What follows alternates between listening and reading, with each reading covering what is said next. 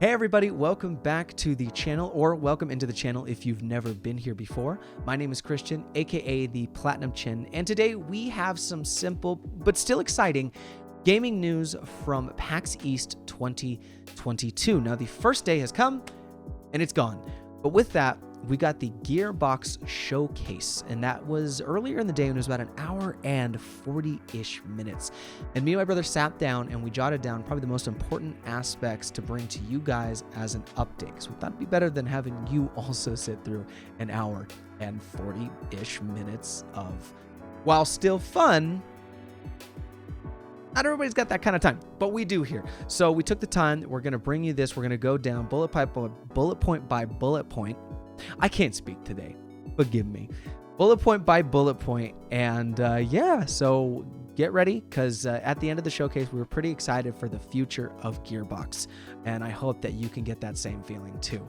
Actually, before we get started, if you're not subscribed, consider doing so, as well as ringing the bell notification so you can stay up to date for the next few days of PAX East, as well as any future video that we put out in regards to updates, reviews, scene analysis, things of that nature. But with that, let's go ahead and check out the showcase. Starting off the event, we got a lovely gift from the current birthday boy and founder of Gearbox Software, Randy Pitchford. He gave everybody 10 free skeleton keys for Tiny Tina's Wonderlands. Now, if you're on the fence about picking up that game, get on one side, and that one side better be, I bought the game and it's downloading right now, because it's honestly fantastic. It is a beautiful addition to the Borderlands franchise. Next up, Gearbox has acquired Lost Boys Interactive. Now, Lost Boys Interactive is a studio that has a staff of about 220 or so. The developer has worked on games with 2K, PUBG, Call of Duty Online, and ZeniMax titles. Gearbox also added Gearbox Publishing San Francisco and Gearbox Amsterdam, and have acquired Cryptic Game Studios in order to increase publishing output. Next up on the list, we've got Hyperlite Breaker. Coming from Gearbox Publishing San Francisco, with early access set to be in 2023, this is a 3D take on Hyperlite Drifter. Utilize your hoverboard, wall dashing, glider, and other abilities in order to explore a number of ever-changing biomes and labyrinths. A gorgeous roguelike that promises to be a worthy successor to Hyperlite Drifter. Next up, early access Have a Nice Death. Again from Gearbox Publishing San Francisco, Hollow Knight meets Cuphead, with hand-drawn graphics, exploration, and card-based upgrades. An overworked Death is tasked with catching his employees who are running amok in the underworld. Death must track them down before he could track down his most sought-after prize, a vacation. Master over 30 spells and weapons in your fight to improve your work-death balance and show your employees who's really running the show. Risk of Rain 2 fans, your time is now. If you have been waiting for the Survivors of the Void expansion because you weren't on PC when it released, well, the waiting is no longer. For $14.99, this new expansion is currently available on all platforms. It features around 40 new items, several new stages, more than 10 new enemy types, 2 new survivors, and a whole new game mode. Future content is planned for release, so expect a lot more from this. If you're a fan of Tribes of Midgard, there's a new season available and more seasons to come. I actually don't know any Tribes of Midgard fans, but that's okay. Homeworld, though. Homeworld 3 is coming late 2022, likely during the holiday season. It is a sci-fi RTS featuring large-scale galactic space battles. Gearbox also showed off an impressive collector's edition and says that Homeworld 3 will be the most expansive game in the franchise yet.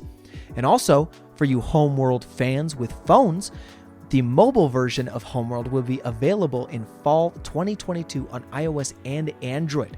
If you're looking for the ability to take Homeworld on the go, Gearbox is promising that Homeworld Mobile will feel just like the games you've played before, but in the palm of your hand. They worked closely with the franchise creators to ensure it felt like the Homeworld you know and love.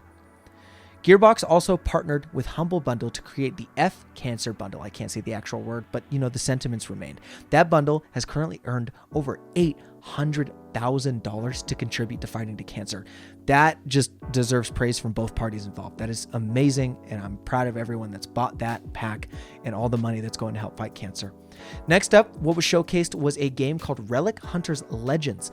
a fast-paced, action-packed, top-down 4-player looter in an adorable animated style that's sure to please gamers of pretty much all ages. Best of all, it's going to be free to play, at least according to the Steam listing, so I've already got this one on the wish list. Next up, Eyes in the Dark, the curious case of one Victoria Bloom, which is a 2D side-scroller roguelite by Under the Stairs Limited. It features an ever-changing mansion, which I assume means it's procedurally generated. You fight with a flashlight that could be upgraded for different effects, including glow bulb upgrade, which turns the light bulb into shooting out little light projectiles that explode when you're enemies. This is out July 14th, 2022, which is just another one for the wish list. Next up on the showcase, this wasn't a reveal of a game or anything, but it was a reveal of Tiny Tina Wonderland's stats. Now, I don't actually know what to do with this information, but it's cool, and I'm glad they had fun showcasing this to us. But to start it off, they said that 28% of players have never played a Borderlands game before. That's pretty incredible.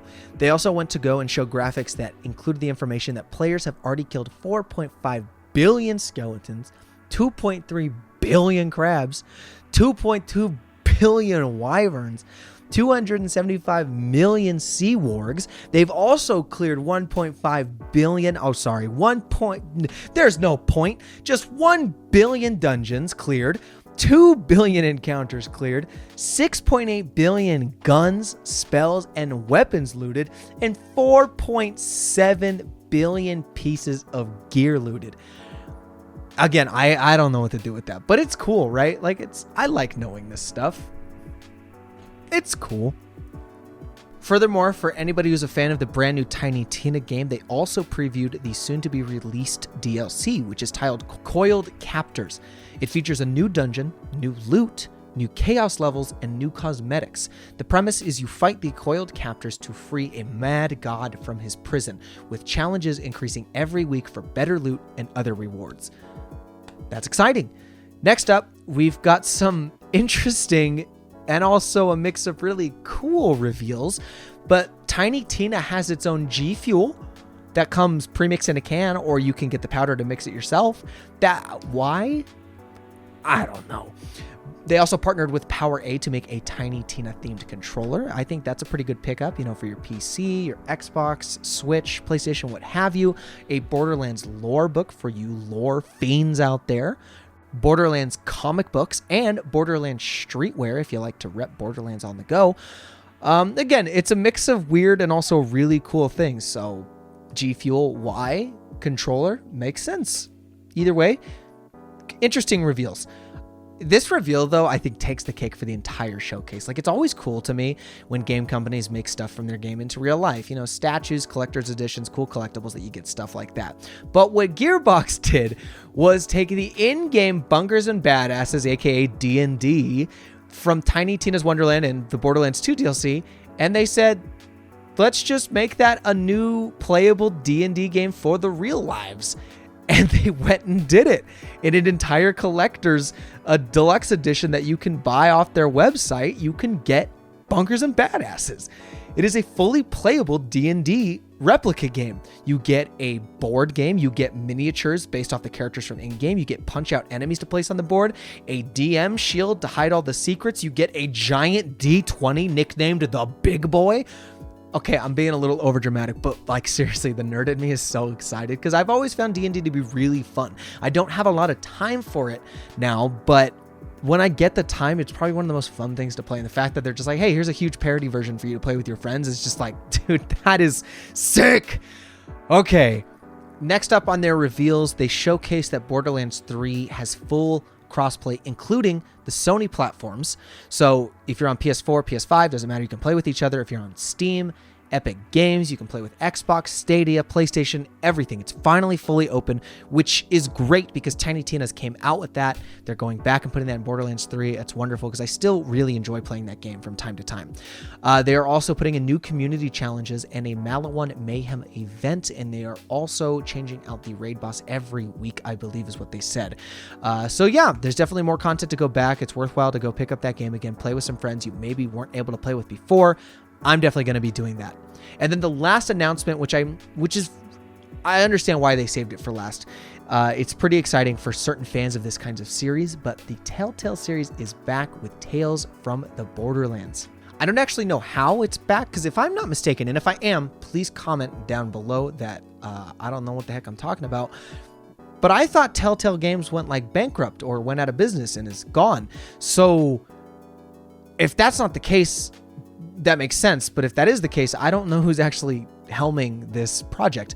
But either way, it's pretty exciting, again, for people who are fans of this kinds of games. They're not really the games for me, but I do appreciate what they do and what they bring to the table.